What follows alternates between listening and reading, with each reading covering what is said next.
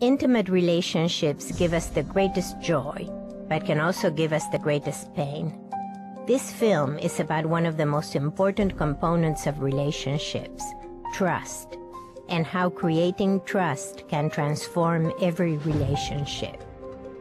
It is also about how to face our deepest fears, tap into our inner strength, and bring to our partners what they need most. This film demonstrates that the past does not have to equal the future.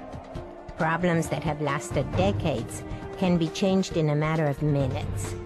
You will witness the transformation of a couple whose reconciliation seems impossible after years of accumulated anger and distrust. In this film, you will learn how to create trust with your partner, how to communicate your true feelings even if they seem dangerous to express, how to intensify your passion and intimacy, how to bring out your inner strength and pride in your relationship. We begin with Anthony Robbins speaking at a conference of 1,500 people. Samantha stands up to ask a question. How am I meant to be true to myself and do what I want to do and pursue things that I want to do and need to do for myself if I have 4 children that rely on me and a controlling husband? I see. Now, how do you define controlling? Oh, did it hurt? Oh, that was very warm. When you turned around and went, did that hurt? And looked at him like that, which one of the 6 needs were you pursuing? Number 3, significance. Yes, thank you. Give her a hand for that honesty. That's very nice. According to human needs psychology, we are all driven by the need to fulfill 6 basic human needs. These are not just desires or wants, but profound needs which serve as the basis of every choice we make. The first need is for certainty that we can be comfortable, a secure environment, consistency in our relationships. Once we have met our basic need for certainty, however, our second need is for uncertainty, for variety, and the challenges which will exercise our emotional and physical range. The third need is for significance. Every person needs to feel important, needed, wanted, and worthy of love. The fourth need is for the experience of love and connection. Everyone needs connection with other human beings, and everyone strives for and hopes for love. The fifth need is for growth. When we stop growing, we die. We need to constantly develop emotionally, intellectually, and spiritually. The sixth need is for contribution, to go beyond our own needs and give to others. These 6 needs can be met in positive ways, which lead to pleasure, or negative ways that lead to pain. Whenever people continually experience pain and failure, it is because instead of looking for a genuine solution, they are settling for meeting their needs in a low-quality way. For instance, it is possible to meet one's needs for significance, variety, certainty, and connection with oneself by getting angry, frustrated, fearful, or depressed. Any emotional habit that meets your needs, even if it is painful or destructive, becomes difficult to break. The 7 Master Steps is a method for breaking the patterns that are stopping you and replacing them with high-quality ways for meeting your human needs. Ultimately, the greatest fulfillment comes from solving your own personal emotional challenges so that you can grow and contribute to others. Samantha has just recognized that behind her emotional pattern of frustration and anger, she is being driven by the need to feel significant, to feel right and justified.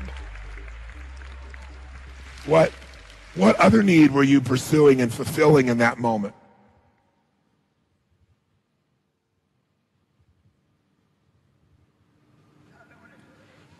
Stand up. You stood up for a reason. It's time to handle this. Come on, stand up.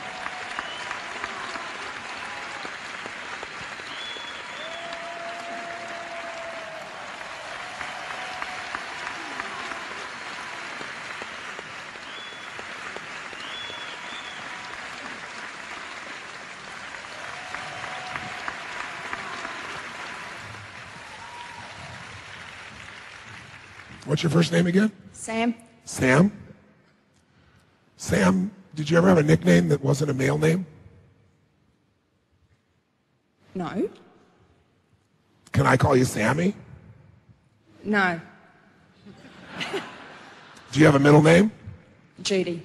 I'm going to call you Judy. Nicknames can be a source of clues to a person's history. Tony suspects that something in Sam's past has prompted her to take on a masculine nickname. Who are you closer to, your mother or your father? I know you love them both, I'm sure, but... No. No, you would be didn't. my mother. In his interventions, Tony follows 7 master steps for creating lasting change.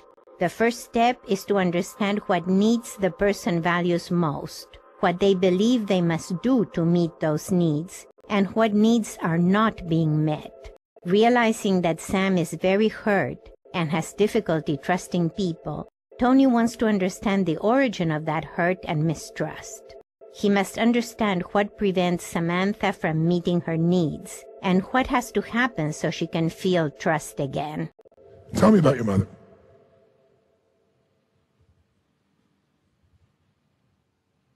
I don't want to. That's why you need to, honey. Do you want to be free or do you want to stay enslaved? Because right now it's not hard. How many see her enslaved to something? Right? And I think everybody here admires your courage, but your courage will only work if you keep it. You just can't have courage for a moment. And I know you're a courageous woman or you wouldn't raise your hand in the first place because you knew what was going to happen before you raised your hand. No, Oh, yes, you did. Question. You didn't do a long question for him. Yeah. You just answered it. But there's a reason you raised your hand. It was beyond what you did. Because I was pissed off with what you were saying. Yes. Which part pissed you off the most? That things can change in a heartbeat. Yeah, I know. Why did that piss you off? Because they haven't for you? No. Then why would that piss you off? No, because it hasn't. It hasn't. It Hasn't doesn't. It doesn't or it hasn't? It doesn't. How do you know? If you haven't done it yet, how do you know that it doesn't? How do you know it doesn't? Just hasn't since you haven't done it yet. Because I've tried for the past 6 weeks. Yes. It's. What were you trying? What were you trying? Trying something with Daryl? I assume it's had to do with Daryl. Is that right? Yeah. Is that his name? Tony has read Samantha's intake form, which has her information and her husband's name. What'd you try? By the way, trying never works, does it? No. So you knew that before you started, that it wouldn't work as long as you tried. Because if I asked you to, try to pick up that chair, go ahead, try to pick it up. The chair you were sitting in, try to pick it up. Pick it up. I said, try to pick it up. No, you picked it up. I said, try to pick it up. You asked me, should I pick it up or should I try? I said, you should try to pick it up. No, now you're not picking it up. You either pick it up or you don't or you try. I have been trying. I've been I following know. through. Try to pick up the chair, please. I'm asking you honestly. Try to pick up the chair. I did. No, you picked it up. Oh, for fuck's sake. Try to pick it up. What do you mean? What's that? Now you're not picking it up. I said try to pick it up. Yeah, try to pick it up. So far, Sam has been hesitating about whether or not she wanted to engage with Tony. She stood up, then she sat down. She answered a question about her mother, but she didn't want to talk about her. She said she tried to change her life, and then she said that change is impossible. As long as she continues to vacillate, she is not allowing Tony to help her, because at any point she can just back out or resist communicating with him. For Tony to make progress with her, he has to have control of the interaction. The exercise with the chair puts Tony in charge of her inability to take decisive action. The second of the 7 master steps to change is to find leverage by discovering emotional and relationship resources that will commit the person to solve the problem. Leverage can be found in what people value most and need the most, their greatest pain and their greatest desire. Tony's looking for Samantha's leverage point. something that she values more highly than her problem. Samantha habitually uses her frustration to get certainty and significance. However, this frustration also prevents Samantha from creating a loving and trusting relationship with her husband. Tony must leverage Samantha so that she cannot rely on her old habit of resisting people. So he sets her resistance against itself. Now, instead of resisting telling Tony about her mother, she is merely trying to lift the chair, which means that she is resisting her own ability to lift the chair. When she gets tired of resisting herself, she will also become dissatisfied with merely trying to do something, and she will be ready to commit to change. At that point, Tony knows that she will not back out of the conversation again. By blocking Samantha from her usual way of protecting herself, the chair exercise also fulfills step 3, interrupt habitual patterns. When she lets go of her pattern of frustration and distrust, she will be more open to seeing her emotional pattern in a new way, as an expression of hurt and a desire for love. No, you're not picking it up. I said try to pick it up. No, you picked it up. I'm asking you to try to pick it up so we can see what you did with your husband. Try to pick it up. Okay? Good, just stay there. Keep trying. No, now you're not picking it up. Try to pick it up. That's it. Keep trying. No, don't pick it up. No, now you're not picking it up. Try to pick it up. Do what you've been doing with your husband, and let's see if we can figure out why it's not working. Just stay there and keep trying. How many weeks did you do this for? No, now you're not picking it up. Keep trying. Try to pick it up. Are you trying? I don't see you trying. I see you not picking it up. This has nothing to do with what I've been doing. Really? Do it again. Let's see. Who sees that this is exactly what she's been doing? Keep your eyes on around the horizon. Just agreeing with him. Oh yeah, they're just agreeing with him. Go ahead. Try to pick it up. And while you try to pick it up, tell me about your mother. No, I don't want to. I choose not to. Okay. So if you want to stay enslaved, that's okay with me. I mean, Sam, for a while, chose to be enslaved, but after a while, he thought, this is probably the most supportive environment ever going to be in my life. Probably in my life. Tony is talking about another participant who had had trouble fully engaging in the conversation. I probably will never again be in a room where there's 1,500 people from 31 countries who are willing to give me their time and focus and tell me the truth.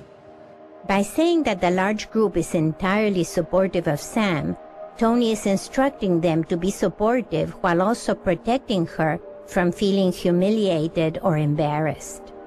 So instead of lying to myself, I could have some courage and stop being angry for a moment and tell the truth.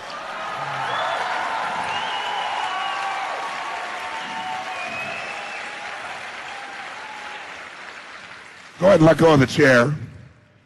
Go ahead and let go of the chair. What you did just now is what you've been doing with your husband. You don't do it, and you don't not do it. You put out effort. No idea. You have no idea what?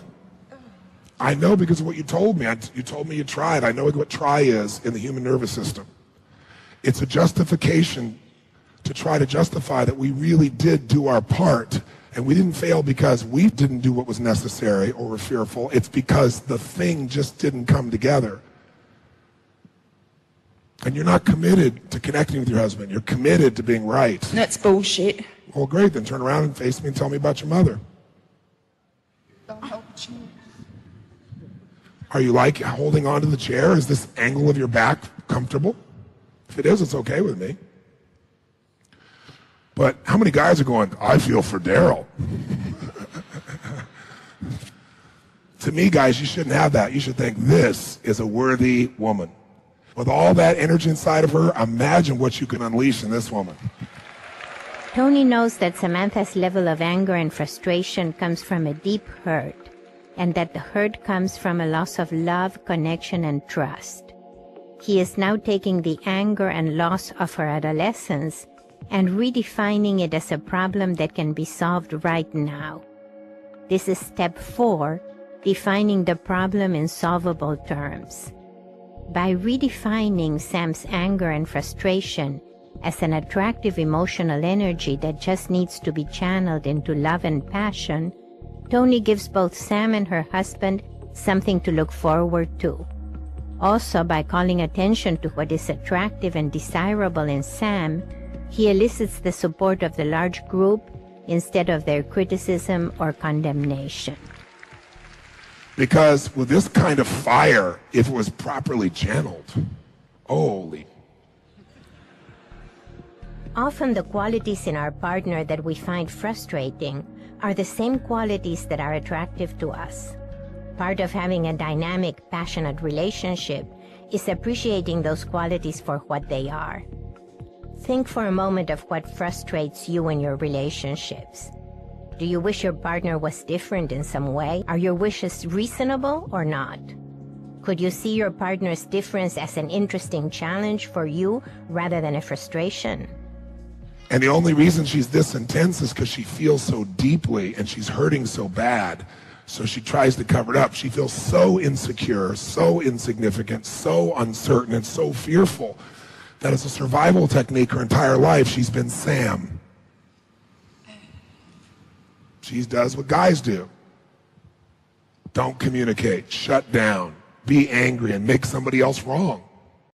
Toni is not only speaking to Samantha, but he is also engaging her husband.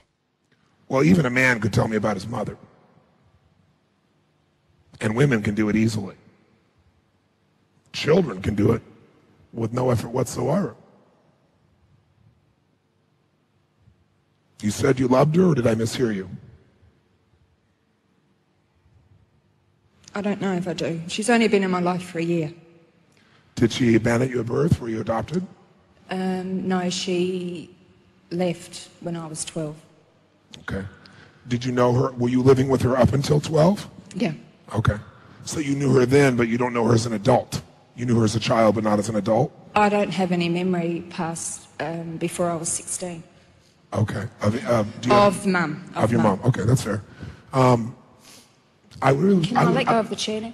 Yes, absolutely. I actually asked you earlier, but you were concentrating very hard, and I understand that. I know I'm a guy, and it's probably not the right package for you right now. But I'm going to request, if I'm going to go forward with you, just one thing, to be fair to both of us: you stop trying. And what I mean by that, so I'm being very clear, is you either do it or you do it.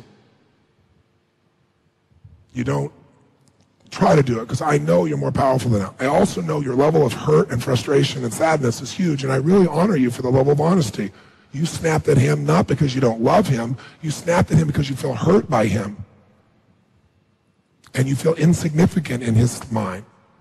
And you feel uncertain about what's happening, and you really have tried. I do believe you've tried for these weeks you're talking about, and probably before that, to be fair to you. I bet you tried 16 years. 16 years. But you're trying to get what or experience what is the thing I'm not clear about. And I hear the frustration you have that you raise your children. It sounds like he doesn't participate at the level you wish he would. Is that true? Yes. And it sounds like you have a lot of hurt, which you've converted into anger to protect yourself about your mom leaving at 12. Because you weren't as close to your father as your mother, and the person you were closer to left. Is that true? I don't know. I don't know. I You don't have any remember? memory. Okay. Are you close to your father, I guess is what I'm asking. No. No. Do you love your father? No. Okay. Do you hate your father? Yes. Did he rape you? Yes. Okay. And how many times? I got pregnant by him when I was 15. Okay. And so the anger and rage in you would be very understandable. And the first thing I want to say to you is I'd kill him if I could. And I know he's your father. And your mother wasn't there to protect you. And you don't have memories, probably, because there are probably some experiences that probably aren't worth remembering. I don't know. And so now you're in a relationship with a man who did not rape you, I don't think. No. In fact, my bet is that he really loved you, and that's why he connected with you. But he's clueless as what to do with all this anger in you, and he's probably scared shitless. So what he probably does is meet your anger with anger or just shut down. One of the two is my bet. Or he tries to please you so much that you don't respect him. That would be the other option. Which one does he do? Probably not the pleasing one. He shuts up. Yeah. So then you feel even more alone? Yeah, because he doesn't talk. Yeah. So now you have no one to communicate what you've been through. I don't want to talk about it. So you like, I mean, I don't want to sit down and discuss all that with him. No, I understand. It's gone. But he doesn't understand. I mean, he understands intellectually. I'm sure he's not stupid. Why you would be angry. I mean, he'd be angry. He'd want to kill someone. And why you could snap into it. Because what anger comes from is feeling like love was taken from you unfairly, consistently.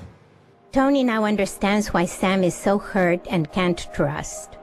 Love was taken away from her by her mother, who abandoned her, and by her father, who raped her.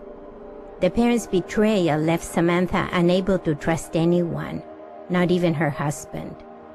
Tony decided right then to respect Sam's wish not to focus on her past and to focus instead on her relationship with her husband, the one person she needed to be able to trust. When people get tired of feeling worthless, they get angry so they can say, it's not that I'm worthless, it's that you're all f***ed up. And that's what you even did with these people around here loving you, and I understand why, and me, and I totally understand why. I have not been raped. I've been through some experiences this close to it by other males when I went to that little camp I told you about. So I've had the same fear, but I haven't had to live what you've lived. So I can't say that I feel what you've felt. I can only appreciate what you've been through, and definitely sorry you've gone through it. But I'd love to see you be free, because otherwise that mother gets to be in a position where he